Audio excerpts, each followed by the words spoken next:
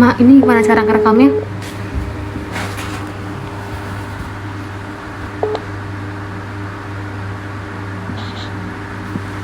Ya, Assalamualaikum Umi, balik lagi. Alam lanjut ya. Iya Umi. Lanjut ke pertanyaan berikutnya ya Umi ya. Ya, siap. Oke. Jadi untuk dari Nuha sendiri udah pernah ada yang kayak memberikan keluhan gitu nggak Bu? Kayak misalkan nyertain masalahnya tentang produknya atau gimana? Oh, pernah ada sih gitu kan. Ini juga lagi berlangsung ya, mahasiswa ITERA sedang skripsi, mencari permasalahan apa nih gitu kan, dari proses produksi mungkin tingkat remuknya gitu, tapi masih dalam tahap penelitian mereka kan gitu. Itu ada dari mahasiswa UMY yang KKN di sini itu membantu ngajarin Umi nih tentang online gitu kan, karena sekarang kan masa digital. Tetapi karena faktor itu Umi agak sulit sekali mengikuti, maka sampai dengan hari ini Umi belum bisa pegang langsung secara langsung untuk penjualan secara online. Jadi secara online itu Umi serahkan ke Apin. Yang kedua ada rekanan ya, silahkan nih anak-anak muda jualan, nanti ngambilnya dari Umi gitu. Tapi untuk penjualan online itu sudah masuk ke kayak e-commerce, ada Shopee gitu nggak ya? Ada, itu Apin yang pegang sama adiknya Umi. Cuma memang banyakkan order itu yang gratis ongkir ya, tapi belum banyak banget karena memang kendala di Nuha sendiri.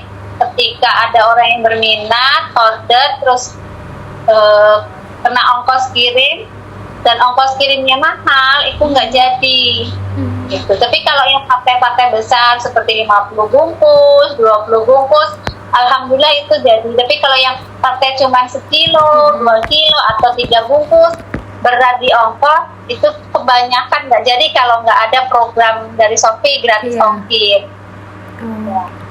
Oke, baik. Untuk ada nggak sih Bu cara untuk mempertahankan hubungan dengan customer atau pelanggan? Ada. Satu adalah pelayanan ya. Selain kita bikin produk yang bagus, kita pelayanan. Jadi memang Nuha itu dibuat dari awal itu bagaimana orang itu ketika makan itu nagih, mau lagi dan lagi. Jadi prinsipnya jujur ya, jujur dalam arti tidak merubah resep, bikin yang terbaik. Bikin orang itu makan itu beli dengan harga umpamanya 18.000 atau 16.000 itu senang sesuai dengan harganya yang tidak dapatkan. Terus pelayanan, kedekatan emosional dengan si customer. Jadi customer jangan diajak berdebat. Jadi ya kita harus ramah, kasihkan bonus nih umpamanya ketemu dengan customer yang nawar aja gitu kan. Jadi lebih ke tambahin bonus aja deh, karena ketika kita itu satu konsumen nih umpamanya kita kan sudah patok harga 16.000, satu konsumen kok ternyata karena nego yang alot minta turun harga 15, Umi kasih, itu akan jadi bumerang di lain waktu. Aku dulu bisa kok harga sekian, jadi kan malah tambah rancu. Jadi jurus itu Umi lebih baik Umi ngasih bonus yang utuh atau yang remukan. Tapi malah banyak yang remukan. Umi bilang begini, kalau yang utuh ini kan isinya 175 gram. Iya. Bagus. Saya kasih bungkus ya, satu bungkus patah-patah, tapi ini beratnya malah 1/4 gitu ya. Customer itu lebih memilih yang remuk. Satu, isinya banyak. Kedua, coklatnya lebih tebal. Nah, itu mungkin. Nah, kalau untuk customer yang memang berlangganan sudah lama, biasanya Umi kasih bonus sih tambahan, ini untuk di jalan Ibu, begitu. Terus kalau customer sudah belanja, kita ucapkan terima kasih dan mendoakan mereka. Itu luar biasa. Oke, Insya Allah. Jadi untuk penjualan di online dan offline itu yang paling efektif itu di offline atau online ya Bu? Yang paling banyak pembelinya? Di offline, di rumah. Terus kadang orang kan WA ya, pesan sekian-sekian begitu, dan kita ada di toko PB Swalayan itu alhamdulillah, karena kita kan tinggalnya kan di kawasan perusahaan, orangnya konsumtif. Jadi kita punya satu toko yang alhamdulillah itu lancar. Jadi kita ketika mau ngisi sebuah toko, kita harus lihat nih, Umi ini nggak gampang ngisi toko loh. Jadi Umi lihat nih, toko ini keadaan ekonomi masyarakatnya seperti apa. Yang kedua itu daya belinya bagaimana. Baru Umi isi, dan tokonya cash ke Umi nggak pernah nitip. Oke. Terus buat selama ngejalanin bisnis ini ada nggak sih Umi tantangannya yang mungkin bisa apa ya, ada tantangan terbesar dan tantangan terkecilnya gitu? Tantangan terbesar kemarin COVID. Iya. Bahan baku naik semua, ganti harga ya, tantangan terbesar. Jadi di 2017 itu kita bisa lumayan omsetnya. Terus kita bisa menyasar dari kalangan bawah sampai ke atas. Untuk sekarang ini hanya fokus di kalangan menengah atas, karena untuk yang kalangan biasa-biasa Umi sudah nggak bisa. Kenapa? Bahan bakunya yang ganti harga, karena kita semuanya bahan bakunya kan berkualitas, harga juga lumayan gitu. Terus untuk selama produksi itu dari Umi sendiri ini ada karyawannya nggak ya Umi? Yang buat membantu membuat Ada. karyawannya? Ada. Jadi dibantu 3 orang. Jadi karena Umi di rumah sendiri, Umi ikut andil nih dari ba'da subuh sampai malam. Umi mengerjakan proses produksi. Jadi sistemnya itu karyawan membantu. Jadi Umi ini yang nyerut bentuknya. Jadi kan bentuk pisangnya Umi beda ya. Jadi itu yang bisa hanya Umi. Jadi karyawan itu membantu bagian pembumbuan, packing gitulah. Sekarang juga Umi bentuknya ada ngeluarin bentuk panjang nih. Oh iya. Panjang. Ya, ini untuk kadang-kadang konsumen ada yang masih minta panjang. Yang di daerah-daerah tuh kadang-kadang kalau yang bentuk bolong-bolong itu jaring itu nggak kelihatan pisangnya, minta yang panjang-panjang, ya udah Umi sediain. Nah, untuk irisan panjang itu bisa dibantu oleh orang lain. Tapi kalau untuk irisannya khasnya Nuha itu nggak ada yang bisa. Jadi Umi sendiri.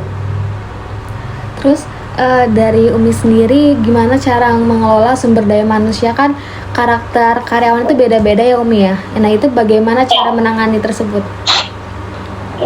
Lebih ke kekeluargaan.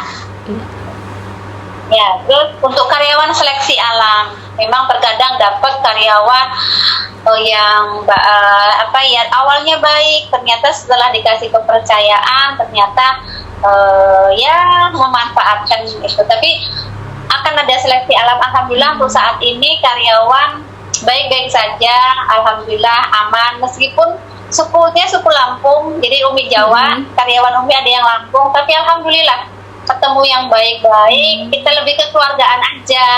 Kita nggak ada yang bos itu begini, karyawan begini, nggak ada. Terus untuk saat ini sudah menjalin ada mitra nggak ya Bu?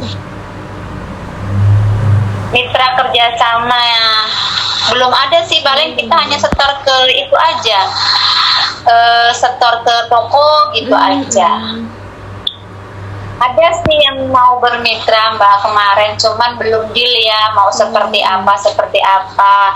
Kemarin sudah ada transaksi itu nilainya 100 juta, tapi belum ada kesepakatan gitu kan. Beliaunya tiba-tiba transfer aja, minat transfer, padahal Umi nggak mau. Harus deal dong gitu, maunya seperti apa, terus harganya berapa, jangka waktunya berapa. Tapi enggak, itu tahu-tahu transfer gitu aja. Tapi sampai 2 bulan belum ada kejelasan. Itu yang bikin pusing. Iya benar.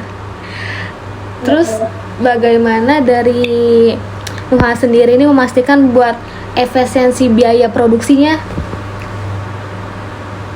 Satu, efisiensinya memang setiap hari dihitung HPP. Jadi masing-masing pisang itu kan berbeda. Terus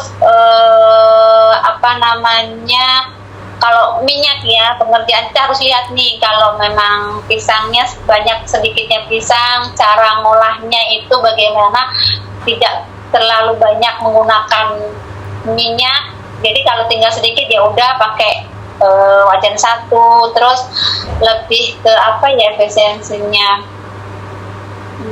Memang banyak efisiensi sih akhir-akhir ini, kalau karena terjun sendiri ya. Kalau terjun sendiri lebih tiap hari evaluasi, jadi dihitung nih, sehari ini kita ngupas pisang itu 10 sisir berapa lamanya, 1 jam. Kalau bisa besok itu lebih dipercepat, bisa nggak, kan gitu.